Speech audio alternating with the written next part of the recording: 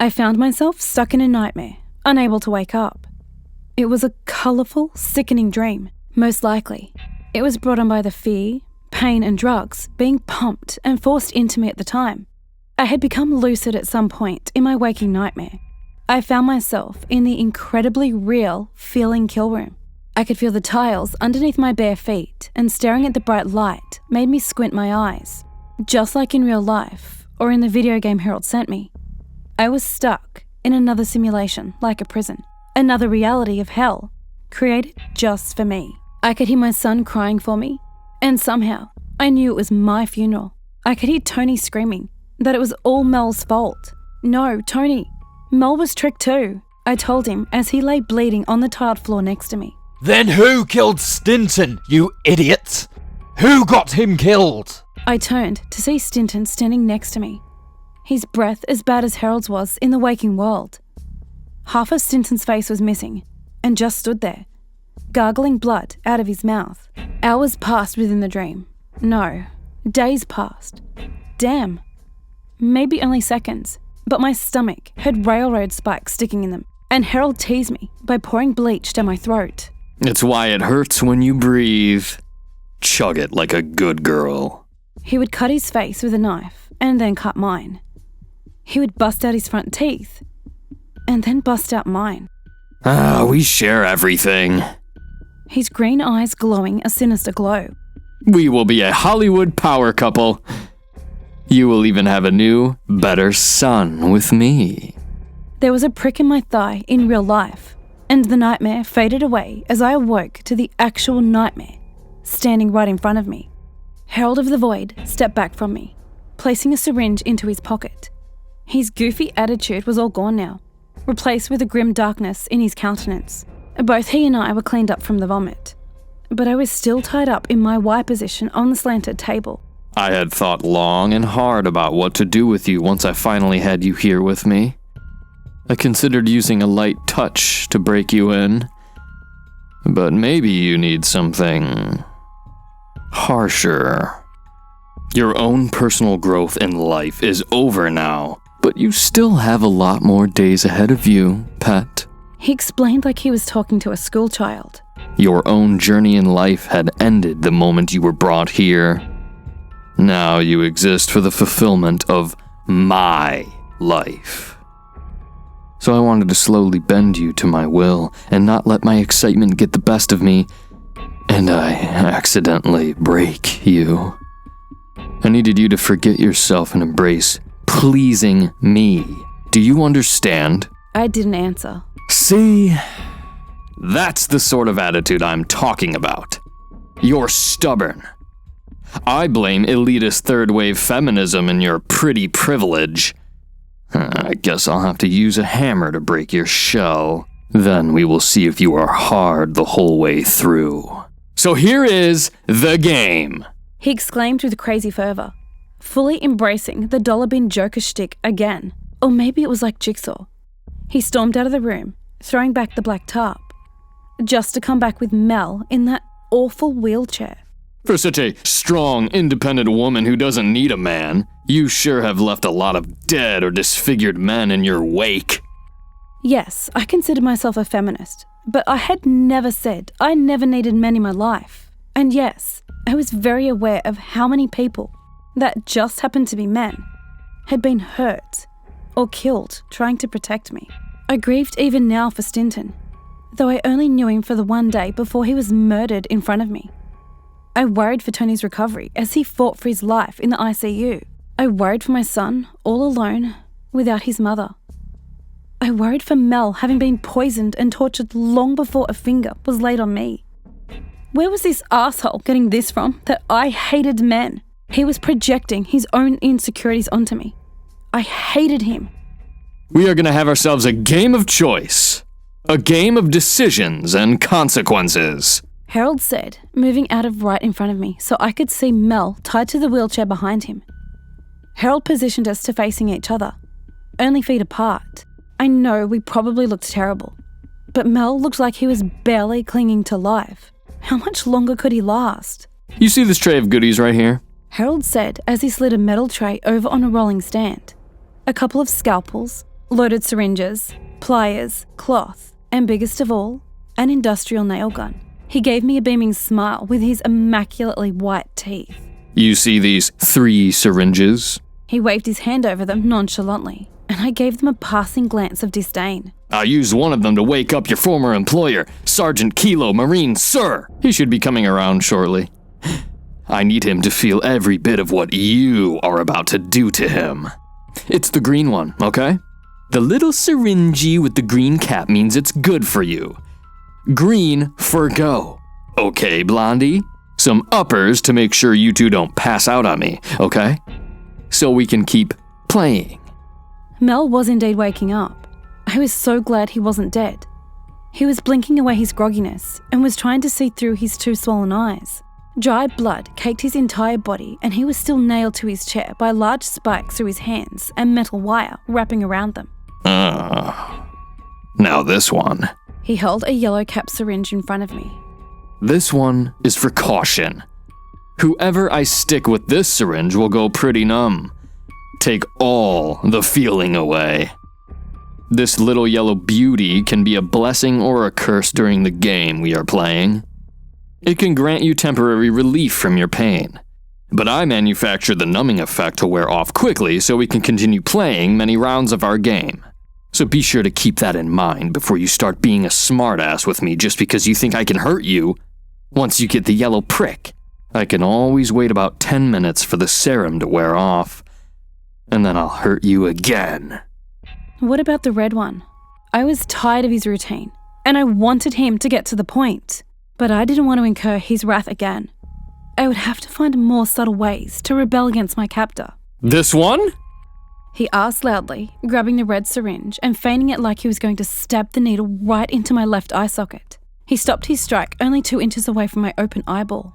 I wouldn't have been able to defend myself or dodge an attack if he really wanted to follow through. But still, I flinched like I was shocked by lightning, and my body tensed up like twisted cables. But I didn't give him the pleasure of screaming or turning my head away. This red little devil makes the heart go pop! Instant. Mostly painless. Death. 1 second you're here. The next, you're in the arms of Jesus. Just like the rapture. Harold laid the syringe down neatly beside the others on the tray and retrieved a pair of pliers. I noticed Mel was awake now too, and vaguely watching me and Harold. I know you recognize these. You used them enough on your NPC while playing my game, didn't you? My heart dipped as I remembered all the atrocious things I had committed to my virtual body double during the countless playthroughs looking for clues. I remembered a lot of these heinous acts were completed with the use of pliers, exactly like the ones in front of me now. Oh, I'm gonna start slow with you. I know divas like you prize their looks above all else. So I'll rip something off that will grow back eventually. I'm gonna rip off a fingernail. He told me with manic glee. I'll start with the least useful finger and move onward in importance. So let's see. Pinky finger of your left hand will go first. Harold announced, jumping over to my left hand that was tightly restrained above me to grab my open palm before I could clinch it into a fist. I tried to dig my fingernails into his skin, but he was wearing leather gloves. This little piggy's time is up. Time to go to the market. He squealed as I felt the metal pliers grind against my left pinky fingernail. Harold was fishing the pliers around, the rough metal trying to find the lip of my nail to hook onto. You son of a bitch! You dirty son of a bitch! Don't scream! Harold demanded in a firm voice. His green eyes looked into mine, and I could see the flames of insanity dancing within them. That's another rule in this game.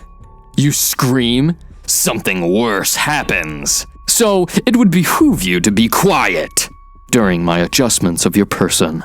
I tried to bite back my screams as the rusty metal pliers again found the lip of my well-manicured fingernail. Harold was completely focused as he leaned in, holding my hand still with one of his hands, while the other began to pry the small, painful dome off the top of my finger. I felt the pliers catch and the nail came loose. My mind gave me the mental picture of a car hood being popped open and the electric fire burned up my hand from my pinky tip. As soon as my high-pitched yelp of pain escaped my lips, Harold stopped his painful prying at my pinky nail and looked at me sternly. I bit my bottom lip and whimpered to myself, not knowing what was coming, but knowing it would be bad. Without hesitation, the deviant Herald of the Void replaced the pliers on the metal tray and grabbed the heavy nail gun. He heaved it up and around to point almost point blank at Mel slumped in his chair. With a loud pop, the nail gun fired its namesake, the 6-inch distance, to impact into Mel's tattooed belly, causing his skin to ripple from the impact.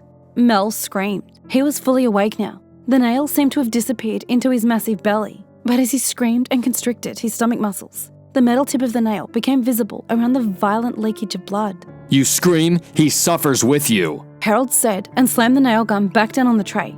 He picked up the pliers again. I'll go through both of your hands and both your feet. Let's just say I don't like the color you choose for them because it's all coming off.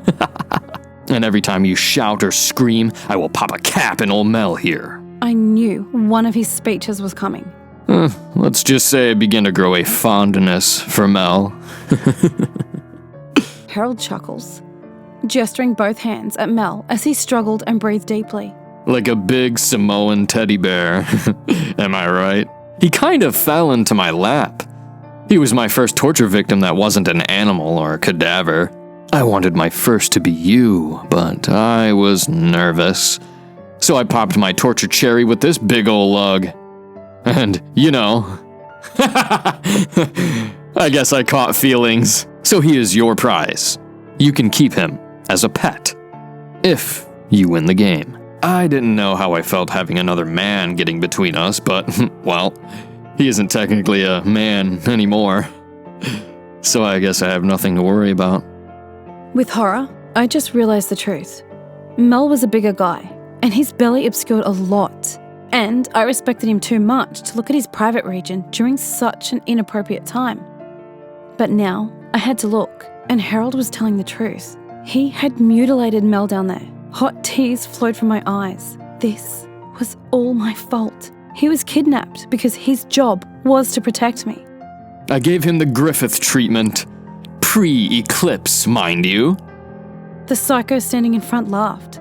Also, I had no idea what he was referencing. I took his manhood, sliced his Achilles tendons, and removed his tongue. All he can do is mumble and pull himself around like a big gorilla. A pet gorilla. Through my tears, I saw tears in Mel's eyes too. He was once a proud warrior, a marine, a protector, a professional. How much I wished I could protect him now. If you keep screaming during your nail removal, I'll keep plugging away at him with a nail gun. Nail for a nail, you see? At the end of the whole thing, you get to take care of what's left of poor Mel. I'll let both of you share a cell together. I'll even throw in some first aid for you to patch him back up. Let's see how long you can keep your pet alive. Harold said, jumping towards me again and grabbing my left hand with one hand while angling the pliers towards them with the other. Don't scream, okay? Wait, please. Herald of the Void. Don't do this to him anymore. Leave him out of it. He was just doing his job. I pleaded, and to my surprise, Harold stopped and listened. This whole thing is about you and me, right? Can we leave him out of it? I'll do anything. I almost forgot to tell you what the red and yellow syringes were used for during the game. It's the second option. You can select death for Mel. I'll numb your hand, and we will move forward in this relationship together. Just the two of us, alone, with no distraction. Why didn't you tell me that first? I asked, trying to understand him. I studied his face for signs of deception, but he only stared back blankly. I thought you would choose to keep Mel. You are strong-willed and fight me on just about everything. I didn't believe you were ready to choose to be alone with me yet. I was going to let you have a pet for a while. Harold said, actually looking at the ground like an insecure child that was called to stand in front of the class. I thought the burden of keeping him alive and fed and clean would slowly cause you to resent him, and eventually you will see all the wonderful things I'm willing to do for you after I have remade you. But I want you to choose to be with me, to be honest. Harold said, leaning over me just inches from my face. I know why God gave us free will. He could have just programmed us to love him like obedient little robots. But that's not real love. That's just following orders or genetic programming. No! God wants us to choose to love him, even through all of his perceived faults and our own faults. He wants to be chosen to be loved. That's the makings of true love. True love is sometimes born from something that was once a burning hate. Harold finished, silently proud of himself and nodding slightly to his own genius. Anyways, He said, snapping out of his twisted riviere and holding up the pliers to my left hand. let's get on with the game. For Mel's sake, I hope you are less gabby than I am right now. Don't. Now, pet. I'll have to punish him because you keep speaking out of turn. No. I locked eyes with Mel and he stared back solemnly. He nodded to me, slightly accepting his fate. Give him the red syringe. Let him die. I don't need a pet. It only needs to be the two of us. By this time, I was a sobbing, snot-bubbling mess. As Harold stood back to observe both of us, he wore an expression of shock that slowly turned into a reassuring smile. Oh, this is a great first step, pet. Freeing yourself from past attachments will better help you accept your future. And for this great progress you have made, I will end Mel's sad existence. And you will get a brief respite from your transformation today. Harold stalked over to me and stuck the yellow syringe into the fat of my left thumb. Within seconds, my whole hand went numb, and Harold grabbed my dangling pinky nail and ripped it off with his own fingers. I felt nothing. You see, pet, Mel served a two-pronged purpose. He was supposed to be your pet. He was supposed to show you what you will become for me in the future. He was a teaching tool for you to better understand me. Harold sighed and leaned against me, his hand stroking my hair. But since you've chosen to end the experiment with Mel early, I guess I'll just tell you the plans I have for you. But first, let us administer the fatal dose to Mel. I want him to still be semi-conscious when he hears my plans for you, but I want him to feel the poison's bite at the same time. The madman laughed as he walked over to Mel and stuck the red needle right into Mel's right pec. Mel didn't flinch, just gave Harold a death stare. Wait, I don't get it. Isn't the red syringe supposed to kill Mel immediately? Oh, that? Harold said, tossing back the red and yellow syringes back down on the metal tray between us. I lied to you about it being an instantaneous death. Yes, he will die a lot quicker this way, but no, it won't be painless. In fact, I designed it to be extremely painful. 2 or 3 hours of intense agony. He giggled as he bent down to look into Mel's eyes. I mixed in some venom from a boomslang snake. You are going to experience headache, muscle spasms, nausea, and my favorite, bleeding from your pores. Mel lunged forward in an attempt to headbutt Harold, but Harold retreated just in time. All Mel got for his efforts was the nail gun in his hand and wire around his wrists to dig deeper. Eventually, your lungs will fill up with fluid and your throat will swell. That's if the convulsions don't kill you first. Harold ended the talk by slapping Mel lightly on his sweaty cheek with his leather-gloved hand. Then it's game over for you. But you, pet, I want him to hear this, and I want you to take the time to fully grasp your situation. Remember, when Mel is gone, it's just you and me. And nothing will stop the future that I have planned for you. Nothing!